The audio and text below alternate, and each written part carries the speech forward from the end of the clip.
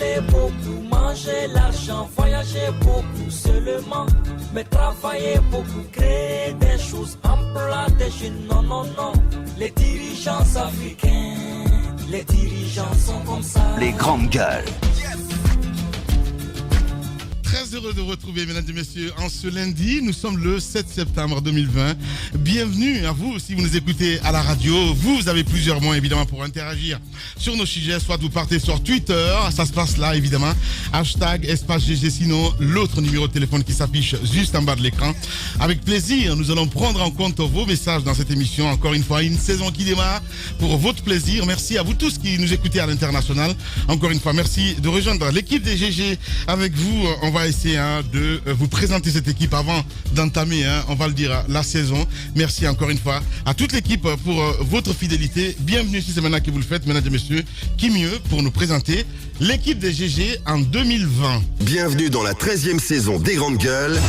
Dans 10, 9, 8, 7, 6, 5, 4, 3, 2, 1. C'est parti. Voilà, c'est parti pour vous, pour la saison 13 de Radio Espace. Bienvenue, si c'est maintenant encore une fois que vous nous rejoignez, avec vous, Moussa Moïse Silla, avec nous dans ce studio. Moussa, bonjour et bienvenue. Merci Lamine, bonjour à tous. La bonjour. présentation, tu te retrouves ou pas du tout là-dedans? Si je me retrouve, je pense que c'est très bien écrit, voilà, et puis ça décrit un peu le personnage que chacun de nous représente. Je pense que c'est très inspiré et venant de vous, ça ne m'étonne pas.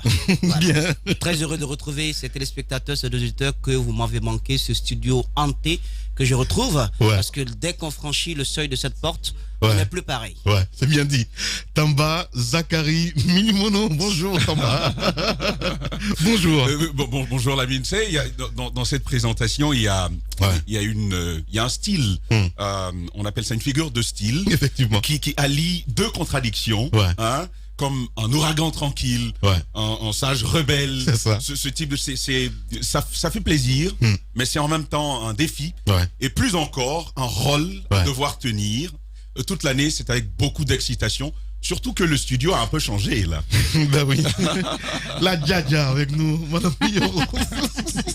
Bonjour, Moussa Yoro. Bonjour, Lamine. Bonjour à tous. Ça fait plaisir d'être là. Et les autres l'ont dit, la présentation, c'est comme un défi qu'on nous lance. Soit on maintient le cap, ou bien on va un peu plus haut. On a le choix. Je pense que vaut mieux le maintenir ou essayer de le rehausser. C'est le choix qu'on a. Moi, j'ai surtout... je voudrais vraiment profiter du fait que je me retrouve ici aujourd'hui parce que cela aurait pu ne pas être possible, Lamine, après ce qu'on a traversé, pour remercier tous les Guinéens, pour remercier en tout cas tous nos compatriotes d'ici et d'ailleurs. J'ai été tellement émue, je me suis sentie tellement aimée avec ce que j'ai traversé à Donka.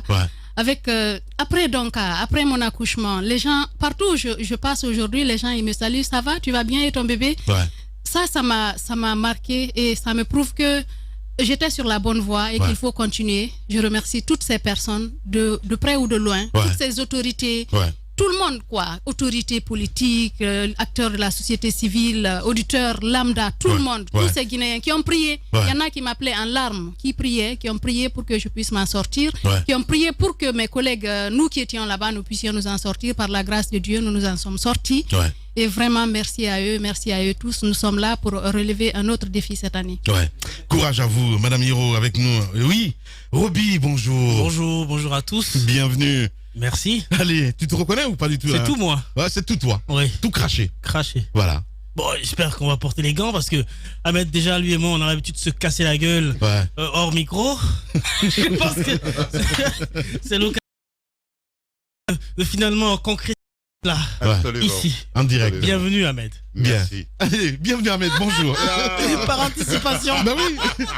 Bonjour Ahmed. Merci, bonjour à tous. Merci beaucoup pour l'accueil. Je vous le tiens à vous le dire. Je suis le petit nouveau de la bande.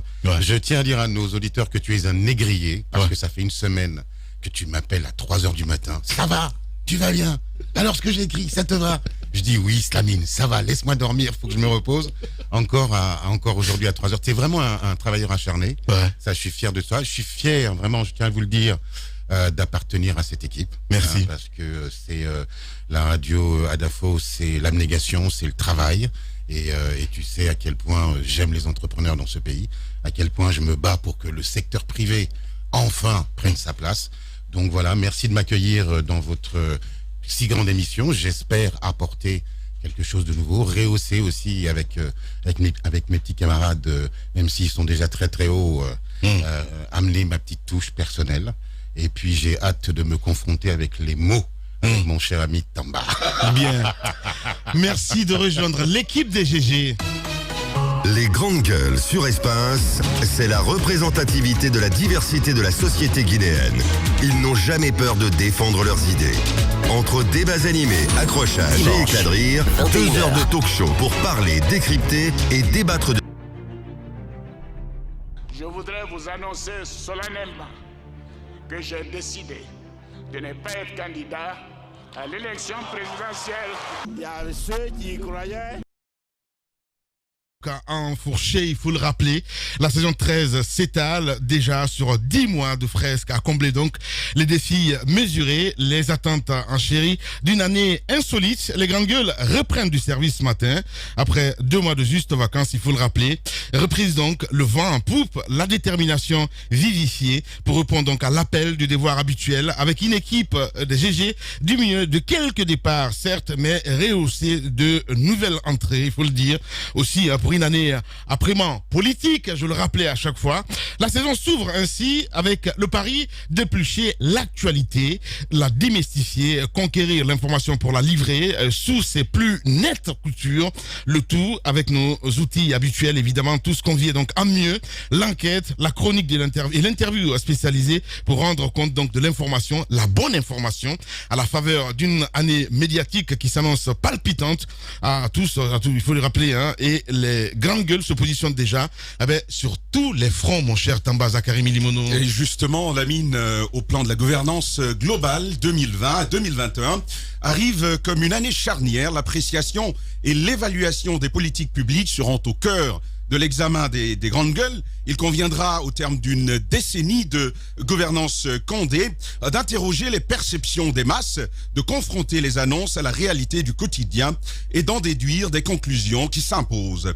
Dans la perspective de la présidentielle d'octobre, la focalisation sera toute particulière sur les secteurs prioritaires de la gouvernance pour donner aux populations un meilleur éclairage et une aide précieuse à la décision du vote. Lamine Guérassi. Et au-delà de cela, sur le front politique cette fois-ci, les grandes gueules scruteront une année tumultueuse, imprévisible et à grand rebondissement. L'évolution des rapports de pouvoir, les jeux d'acteurs et l'organisation des entités dans la conquête du pouvoir bénéficieront d'une attention toute particulière, présidentielle du 18 octobre, fichier électoral et aussi électeurs problématiques à venir du combat du Front National pour la défense de la Constitution. On parle bien entendu du FNDC.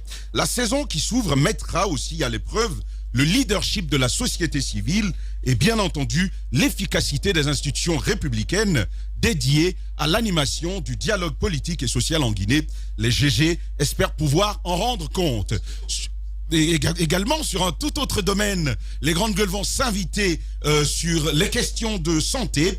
Les projecteurs des GG se maintiendront sur l'épidémie du coronavirus 8 mois après le lancement de la riposte. Outre le plan de riposte étalé sous les auspices de la primature guinéenne et le plan Stop Covid en 60 jours, nous questionnerons l'efficacité des mesures barrières et la gestion des ressources destinées à la riposte. Nous solliciterons le département de la santé, nous solliciterons l'ANSS, mais au-delà de ça, les directions spécialisées seront également sollicitées, ainsi que tout autre acteur pouvant nous apporter un éclairage professionnel de qualité sur les questions de santé. Oui. Et sur le plan des droits humains, mon cher Tamba. Absolument, Moussa Iroba, la Djadja, elle est là. Nous allons maintenir justement, nous allons souscrire à la continuité sur les questions des droits humains, suivre les acteurs spécialisés dans l'élucidation et le traitement des cas de violation des droits humains, apporter un coup de projecteur sur les dossiers en instance devant les tribunaux et cours nationaux, mais au-delà de cela, celle annoncée au-delà donc des frontières guinéennes avec la CPI. Le dossier du 28 septembre 2009 reviendra, mais également les annonces du FNDC sur les violences politiques et communautaires annoncées en République de Guinée.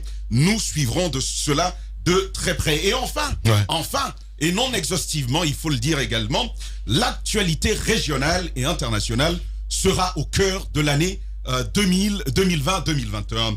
Et c'est important de le dire, l'ouverture entamée en saison 12 se poursuivra pour se parfaire sur cette saison. Au plan régional, les GG signeront l'actualité malienne, notamment sur les stigmates du récent coup de force enregistré, coup de force qui aura déposé le président Ibrahim Boubacar Keïta. Et puis plus loin, nous allons aborder la question électorale, la question politique et du dialogue en Côte d'Ivoire. Nous rendrons compte de l'adaptation des acteurs politiques à ces velléités de maintien du président Alassane Dramane Ouattara. Et puis les questions de sécurité au plan régional, la poursuite des efforts d'intégration sous-régionale vont également être abordées, sans oublier les élections, les fameuses élections américaines, dont l'incidence se fait ressentir un peu partout à travers le monde, la mine Guirassy. Voilà, j'espère que vous avez tout compris. Merci encore une fois de rejoindre l'équipe des GG. Vivez une fête sensationnelle, mortelle, exceptionnelle. Multidimensionnelle peut-être? Non, désolé. Ah, d'accord. Ce modèle d'annonce, il n'y a que Adafo Média pour le faire. Pour toute information, contactez-nous 628 06 06 60. Adafo Média. Et si vous commenciez maintenant? Allez, on va diagnostiquer un petit peu quel bilan. On parle de FNDC, entre autres, mon cher ami Moussa Moïsila. Oui, le Front National de Défense de la Constitution, je pense que c'est un mouvement qui a suscité beaucoup d'engouement lors de sa création parce que le contexte s'y prêtait. Il y avait urgence, il y avait péril en la demeure, il faut le noter, parce que le pays devait connaître une nouvelle loi fondamentale avec toutes les facilités et toutes les combines qu'il y avait derrière. Donc il fallait un front pour essayer de porter cette autre voix du peuple qui n'est pas certainement entendu au sommet du palais sécrétariat. Donc je pense que ce front est né dans ce sens, et ce que ça a réussi à mettre ensemble deux composantes qui n'ont pas forcément le même objectif. La société civile est différente de la société politique. Le front a réussi à donc fédérer ces deux forces pour un moment et de se fixer pour cap d'atteindre, de forcer le président Alpha Condé à renoncer à ce projet constitutionnel. Donc le mélange entre société civile et société politique ayant des objectifs différents, ayant des compositions différentes, je pense que ça peut produire des résultats sur une certaine période, mais pas de façon éternelle, pas de façon pérenne. C'est un mauvais mariage.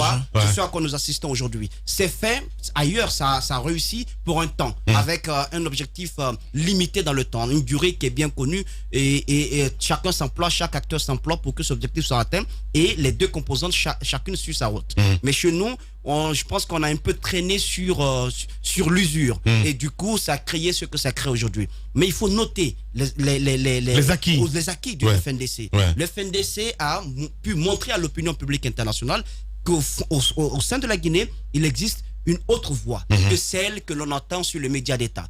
Il existe cet autre peuple, parce que quand on parle au nom du peuple, on n'entend pas souvent les cris qui viennent des confins de notre pays. Qu'il existe dans notre pays des voix qui ne sont pas d'accord avec ce qui se passe. Le FNDC a réussi à porter à l'international le combat qu'ils ont porté au nom d'une certaine frange de la population guinéenne. Et ça, ce sont des acquis, et ils ont même réussi à faire fléchir un peu les chines au gouvernement à un moment donné sur certaines revendications. Maintenant, le revers de la médaille, c'est tout ce que cela a coûté en termes de bilan humain, en termes de destruction d'édifices publics et privés et tout cela. Donc je pense que ça, c'est quand même des choses à déplorer, surtout ces âmes qui ont été arrachées à la fleur de l'âge, et ces jeunes qui sont tombés et pour lesquels, jusqu'à ce jour, il n'y a les grandes gueules.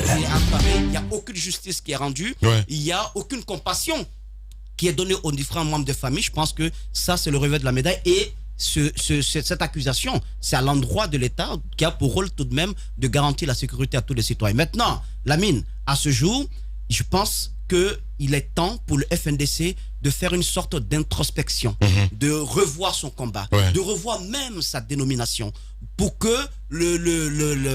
comment je peux dire ça, pour que la dynamique qui est engagée, que cette dynamique puisse se poursuivre. Le combat qui était mené contre la nouvelle constitution, les grandes gueules de l'ancienne constitution, c'est un combat pour la République. La constitution est certes passée, Cellou Dalein reconnaît qu'elle est partiellement appliquée, mais cette constitution, c'est pour une république qui demeure. Et je pense que le FNDC peut continuer son combat pour cette même république, mais en revoyant un peu les différents objectifs. Les stratégies peut-être. En changeant non seulement de dénomination, mais aussi de stratégie à l'interne. Et il faudrait le comprendre. Il fallait s'attendre à ce qui se passe aujourd'hui. Et la chicotte qui a servi à frapper le PADES, à frapper Maître Kabel Abdou. Les grandes gueules. C'est la même chicotte que le FNDC utilisera pour frapper l'UFDG, l'UFDG et puis les autres partis politiques qui ont enfin décidé d'aller à ces élections présidentielles. Merci beaucoup, Moussa. Voilà. Allez, quel acquis, quelle faiblesse, Madame Yoro, le FNDC? Écoutez, Lamine, je pense que Moïse a touché du doigt ce qui s'est réellement passé. Moi, je me demande ce qui va se passer à partir de maintenant. Parce que, vous avez vu, le divorce commence. Parce que beaucoup de partis sont en train de se présenter, sont en train de décider d'aller à ces élections. Et pourtant, l'objectif commun au début, c'était en tout cas de se battre pour ne pas qu'il y ait une nouvelle constitution en Guinée, pour qu'on parte avec la constitution de 2009. 2009. Maintenant, le problème est qu'on n'a pas été au bout de ce combat. On n'a pas réussi à faire fléchir le gouvernement, à empêcher à ce qu'il y ait une nouvelle constitution. Il y a une nouvelle constitution. Mais est-ce qu'il fallait aller à ces élections-là pour ces politiques qui ont décidé d'y aller? C'était quoi la décision de départ? Pourquoi on a fait sortir toutes ces personnes qui ont perdu la vie? Parce qu'on ne veut pas qu'il y ait une nouvelle constitution. Et à la fin, juste pour décider d'y aller, moi je suis pressée d'écouter ces gens qui ont décidé d'aller à ces élections. C'est quoi la nouvelle donne? C'est quoi la nouvelle stratégie qu'ils veulent employer? Parce qu'ils vont aller à ces élections avec cette constitution changée, justement. Ça veut dire que c'est comme si... un bébé qui fait son malin, qui fait ses chichis jusqu'à la fin, et finalement il décide que le papa, la maman ne veut pas changer d'avis, et finalement il prend ce qu'on lui a donné. Je pense qu'il y avait une autre manière de faire fléchir ce gouvernement. Parce que avoir le FNDC au départ, Lamine, vous avez vu la mobilisation qui s'est faite ici. On n'a pas vu la même chose au Mali, là. C'est vrai. On n'a pas vu la même chose au Mali. La mobilisation en Guinée était forte avec le FNDC. Les grandes gueules. Moi, ce qui fait mal dans ce pays, c'est que vous avez le plus souvent les gens se battent pour des intérêts égoïstes et personnels. Chacun va jusqu'à un certain niveau. Il se dit que ah oui, si je continue, ce serait pas bien pour moi. Alors qu'on devrait se battre ensemble pour la nation, ensemble pour ce peuple-là, ensemble pour ces jeunes qui sont tombés, pour ne pas qu'il y ait une nouvelle constitution. Mais finalement, il y en a eu, ça veut dire qu'ils sont tombés pour rien. Moi, je suis vraiment pressée d'écouter ces politiques, qu'ils me donnent des arguments. Pourquoi? Par quoi ils veulent faire fléchir le gouvernement? Je vous l'avais dit ici, j'ai dit que le FNDC ne pourrait rien. Que le président Alpha Condé, s'il veut un troisième mandat, il l'obtiendrait. Pourquoi? Parce qu'il y a de l'égoïsme dans ce pays. Parce que oui, les gens sont petits. Je me dis qu'ils pensent à des intérêts égoïstes et personnels. Si vous pensez au peuple, vous ne penserez pas ethnostratégie. Alors que les politiques qui sont là, ils mettent en avant l'ethnostratégie. On a fini de diviser ce peuple. Même quand quelqu'un est là aujourd'hui, Lamine, il ne gagne pas son pain quotidien, il préfère que son parent soit au pouvoir. Et c'est ça le mal de ce pays. Alors qu'on a besoin de cadres compétents qui puissent faire avancer ce pays. C'est de cela qu'on a besoin. On a besoin d'être ensemble derrière un homme qui puisse faire changer la donne. Regardez, Lamine, ce qu'on vit depuis l'indépendance. Nous vivons toujours la même chose. C'est vrai. Chaque homme qui vient, il se maintient. Il est là tant qu'il veut jusqu'à la mort. Après, c'est un autre qui vient, qui reprend la même chose. Quand est-ce que ça va changer? Quand est-ce que ça va changer? Moi, je me pose bien la question et j'ai mal pour tous ces parents de toutes ces victimes-là qui sont sortis tombés. Qui sont tombés parce que finalement, les gens sont tous pareils. Pourquoi ils n'ont pas été aux législatives? Au moins, leurs députés auraient pu profiter parce qu'on a l'impression que c'est un partage qu'on fait. Au moins, ils auraient pu partager. Vous avez touché à la plaie, Madame Yoro. Profiter pour partager de ceux qui bénéficier de ceux qui se partagent là-bas. Mais ils n'ont pas voulu aller aux législatives. Finalement, ils vont à la présidentielle. Pour changer quoi? J'aimerais bien le savoir. Voilà, Moussa Yoroba avec nous. Allez-y, mon cher Obi. Non, mais acquis, moi, j'en vois rien. L'acquis, je vois rien du tout parce que, écoute, l'acquis, c'est comme Madame Yoro plantait le décor. L'objectif de la lutte, c'était quoi? C'était empêcher qu'il y ait une nouvelle constitution. Maintenant, il y a une nouvelle constitution. Jusqu'à date d'hier, on avait espoir que les partis politiques qui composaient encore le FNDC allaient suivre le train habituel. Mais l'UFDG, finalement, a quitté le navire puisque le président Cellou Dalein Diallo, en se présentant candidat à la présidentielle, a entériné la nouvelle constitution sans le dire. Parce que comme Mme Yoro le disait, on y va avec cette constitution. Donc moi, je veux dire que le FNDC, comme je le disais depuis le début, Finalement, c'est resté qu'un pot de chagrin cette fois-ci. Comme je le disais depuis le début, le mariage avec les politiques, ça a un goût toujours amer. Je l'avais prédit avec le SLEG. J'avais dit, le SLEG de Abakar Souma, mariage avec les politiques, le SLEG allait finir par mourir. Aujourd'hui, il agonise, ce SLEG. Tamba sera d'accord avec moi. Le mariage de l'FNDC et les politiques, j'avais dit que le FNDC n'a qu'à faire attention, sinon à la fin, ils se retrouveront ils se retrouveront en deuil. Aujourd'hui, on se rend compte que le deuil commence parce que aucun acteur politique aujourd'hui n'a pris le courage du FNDC, n'a pris le courage de prendre la parole très haut pour fustiger la décision de Cellou Dalein Diallo d'aller à la présidentielle. Ça n'a pas été le même cas que le PADES, que Dr Ousmane Kaba. Lorsque Dr Ousmane Kaba avait dit ici que lui, avec Alpha ou sans Alpha, il irait à la présidentielle. On a tous entendu les récriminations et tout ce qui a été reproché contre lui. Lorsque d'autres partis avaient décidé de le faire, on a entendu Koundouno brandir la menace de la chicotte pour chicoter les partis politiques qui décideraient d'aller à la présidentielle. L'UFDG a décidé d'aller à la présidentielle. Je n'ai entendu aucune voix jusqu'à présent. Tout est muet. Non, qui? Il y a des voix, Vous parlez de complètement déconnecté. Vous parlez entrevoix. Est-ce que c'est entrevoix? Vous parlez d'entrevoix. Est-ce que c'était le même? Arrêtez. Ne faites pas deux poids deux mesures. Vous parlez d'entrevoix, vous embellissez tout ça. Est-ce que c'était le même cas chez les Dr Ousmane Kaba? Dr Ousmane Kaba a frappé le PADES. C'est la même chicotte qu'on utilisera contre lui. Jusqu'à présent, la vigueur. Permettez-moi d'aller. La décision a été prise. Non, arrêtez la décision. La vigueur avec laquelle il y a eu les sorties médiatiques. Le docteur Ousmane Kaba, c'était le matin, le soir, on avait déjà les réactions. Arrêtez. On avait déjà les réactions 2 heures après la sortie médiatique de docteur Ousmane. Arrêtez de raconter des grandes gueules. Moi, je vais dire absolument. Jusqu'à présent, la preuve du contraire, qu'on me prouve le contraire, mais depuis, ça courait déjà dans les couloirs partout que Cellou Dalein Diallo allait se présenter. Alors aujourd'hui, moi je veux dire qu'ils doivent prendre le courage, à bras le corps et dire leur décision par rapport à l'UFDG. Sinon, moi, en tout cas, le combat de FNDC, je ne suis pas encore convaincu. Bon, on verra bien, on va essayer d'inviter Abdourahmane Sanoud dans ce studio. Allez-y, Ahmed Courbin. Mais, 2 choses importantes. Il faut partir. Moi, je comprends ce que Roby dit, mais vous savez, il y a un dicton qui dit que la politique s'oppose à la morale comme la philosophie s'oppose à la naïveté. Bon, le combat du FNDC au départ et le combat des politiques n'était pas du tout le même. Le FNDC part du principe qu'il faut une société idéale, avec des rêves plein la tête, etc. Construire une société idéalisée. Les politiques partent pour conquérir le pouvoir. Ce ne sont pas les mêmes combats. Et c'était évident qu'on allait arriver aujourd'hui à cette rupture à la veille des élections. Les grandes gueules. Pour toi, c'était prévisible, en fait. Mais évidemment que c'était prévisible. Évidemment, il faut être naïf. Non, mais attendez. Il faut être naïf. Honnêtement, il faut être naïf pour ne pas avoir prévu ça. Les combats syndicaux politiques ont toujours été opposés. Mais je te le dis, que les choses soient claires. Mais laisse-moi juste finir. Ensuite, deuxième chose qui est, pour moi, qui est très importante, c'est que Cellou Dalein Diallo est atteint du condéorovirus, comme j'appelle ça. C'est-à-dire que le président de la République a depuis le début donné la voix, donné le ton. C'est un joueur d'échecs. Et puis, petit à petit, il a emmené les hommes politiques. Et si c'était une stratégie de l'UFDG aussi, de barrer la route? Mais non, comment ils vont faire? Ne prête pas. Attendez, je ne suis pas en train de défendre qui que ce soit, mais je te dis aussi. Tu essaies juste de mettre de l'intelligence là où il n'y en a pas. Comment ça? Parce qu'il n'y a pas c'est une conquête. Non, mais c'est la vérité. Mais non. C'est une conquête du pouvoir. Point barre. C'est primaire, animal. La politique, c'est pas fait pour les enfants de cœur. Tu as en face de toi des loups. Cellou Dalein Diallo, malgré parfois son air de victime, c'est un loup, un requin. Alpha Condé en est un autre et ils vont s'affronter. C'est ça la politique. Il faut arrêter.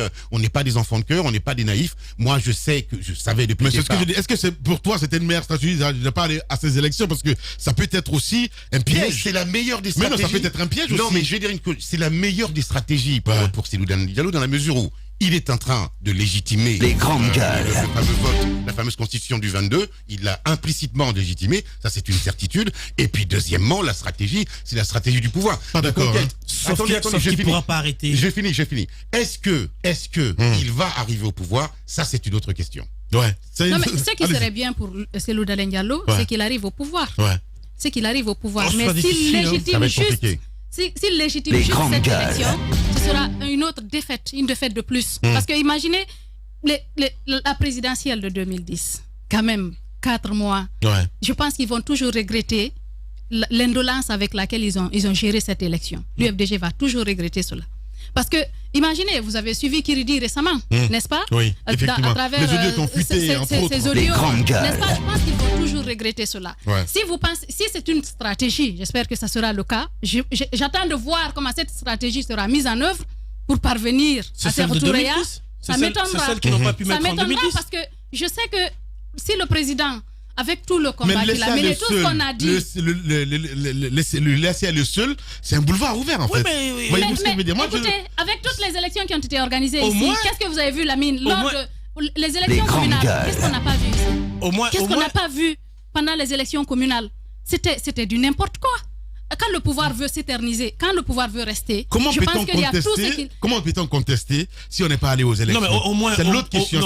Moi, je vois une lecture en fait de par l'insurrection. Par l'insurrection. Mais non. Mais si. Mais non, pas du tout. Je pense qu'il y avait une autre façon. Une autre façon. Il y a 1001 voies qu'on pouvait utiliser, par lesquelles on pouvait passer sans participer à une élection, qu'on a tout le temps fustigé jusqu'au bout. Un exemple d'ailleurs, lorsqu'ils n'ont pas, permets-moi Tamba rapidement, lorsqu'ils n'ont pas participé aux élections législatives, le FNDC à un moment donné avait la voix en pourpre en disant que cette assemblée était illégale. On se souvient de tout ce qui a été, tout le tohu-bohu qui a été créé autour de cette assemblée, en passant par la fameuse lettre d'invitation d'Amaro, et donc tout le monde était d'accord qu'à un moment donné cette assemblée nationale était restée dans son petit coin. Donc une assemblée nationale acquis au pouvoir et tout, donc personne n'osait vraiment parler d'une assemblée nationale légitime si ce n'est les membres du pouvoir en place. Donc à un moment donné ce combat était légitime, mais aujourd'hui qui peut parler de la même chose?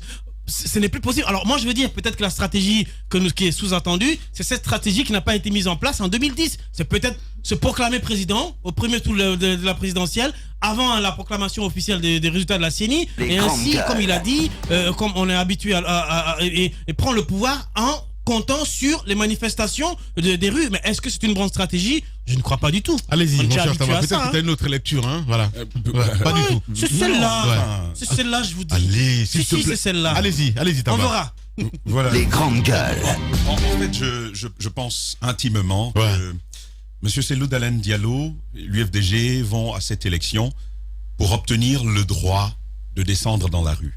Voilà. Obtenir le droit de revendiquer, de continuer les manifestations, de continuer à chérir ce rêve de parvenir un jour à Sékou Touré.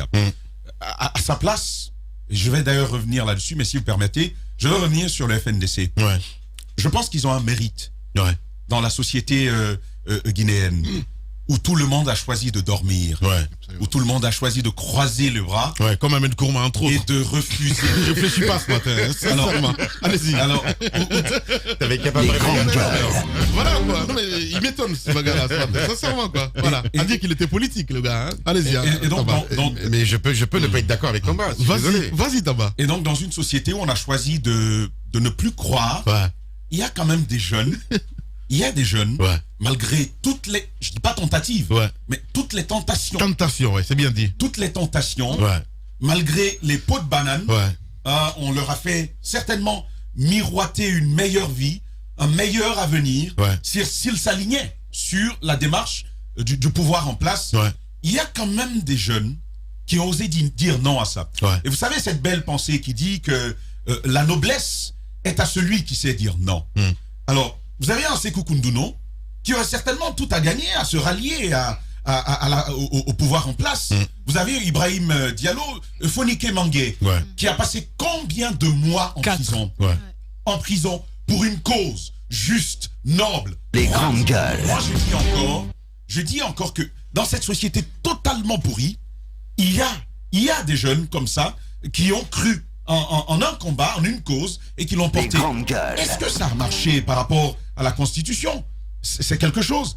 Mais de décider comme ça dans le contexte guinéen, de vouloir s'opposer à l'État, les mains vides, moi je dis les mains nues. J'allais dire, je trouve que c'est un véritable mérite. Donc c'est d'ailleurs, il y a pas mal de... Si je peux me permettre, pour rebondir sur ce que tu dis, pour rebondir sur ce que tu dis, je trouve que tu as absolument raison. Le mérite de ces jeunes-là, c'est d'avoir dynamité le discours politique guinéen et d'en avoir fini avec ce qu'on appelle la pensée molle. Ça, c'est une réalité. Ils ont montré que l'on peut avoir des convictions dans cette nation où la plupart des hommes politiques n'en ont pas. Donc c'est ce que moi j'ai toujours appelé ça le combat générationnel. Il y a une nouvelle génération qui a montré des crocs, des dents et qui a montré qu'elle était capable d'aller au combat avec des convictions. Est-ce que c'est le basculement tant attendu par nos compatriotes d'une génération qui va de toute façon partir après 2020 et une génération de convictions, de patriotes. Ouais, j'entends des arguments comme ça, mais ne tombe pas si bas, s'il te plaît. Mais non, ne tombe pas si bas. Désolé, Ahmed. Mais non. C'est pas rehausser le débat. C'est poser des questions. C'est rehausser le débat. Dire, est-ce que c'est l'arrivée d'une nouvelle génération, telle que justement les Kunduno, etc., pour certains qui ont fait de la prison. Moi, j'ai pas vu un leader de l'opposition républicaine aller en prison. Parce qu'on n'ose pas les toucher, justement. Non, mais c'est désolé, parce qu'ils sont restés cloîtrés chez eux. Voilà. Non. Tu nous rappelles. Non. Ils sont souvent sortis. Ils sont quelquefois sortis. Ils sont quelquefois sortis. Ils étaient chez eux. Arrêtez. Mais non. Ils sont quelquefois sortis. Pourtant, on les a pas arrêtés pour les mettre dedans. Allez-y, Tama. Alors, pour poursuivre ça, il y a quand même ce deuxième volet sur le FNDC. De sources très très sûres. Nous savons que ce mercredi, il y a un conclave qui va se tenir avec les membres du FNDC, tous les partis qui ont, entre guillemets, prêté allégeance au président Alpha Condé pour l'accompagner dans cette... Moussa Moïse a parlé de sélection présidentielle. Et donc, ils vont très très certainement être... exclus du FNDC, c'est ce qui est prévu. L'UFDG, le PADES, tous ceux qui vont à cette présidentielle ne pourront pas faire partie du FNDC. Et nous l'avons des grandes gueules. D'une manière ou d'une autre.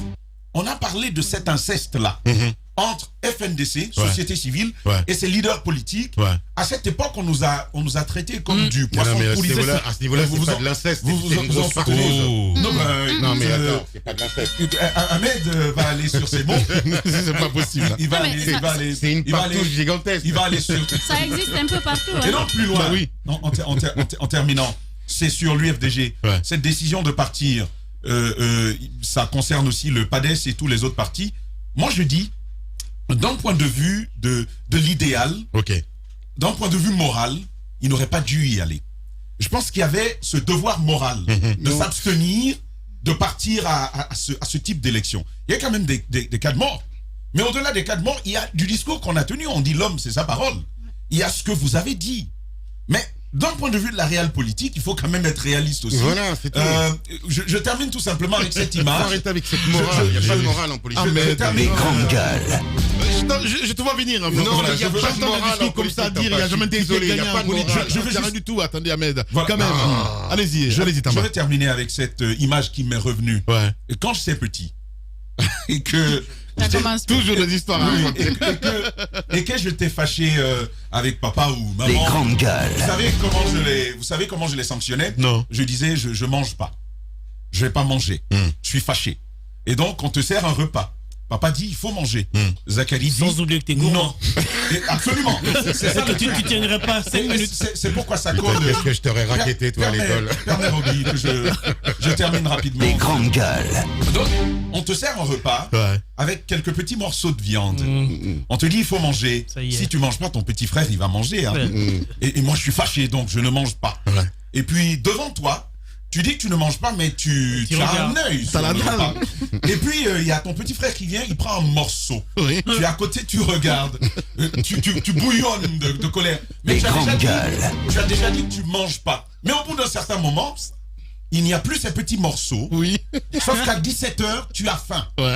Et à ce moment-là, tu regardes, quand il n'y a plus personne, tu mènes la main, la cuillère en main, et puis tu manges de ce repas-là. Ce qui est en train d'arriver avec l'opposition, ce qui est arrivé avec cette opposition, c'est ça. Il y a eu ces élections législatives, ils ont dit non, nous on est pour les principes moraux, on n'aime pas ceci, on n'aime pas cela, il faut la constitution de 2010, on n'ira pas. On a perdu le référendum, on a perdu il y avait l'occasion quand même de faire basculer ce référendum. Absolument. On a perdu les législatives, ils n'ont plus aucun député à l'Assemblée nationale. Et donc petit à petit, les leaders politiques ils réalisent mais on est en train de perdre gros là. Et puis c'est maintenant qu'il faut aller.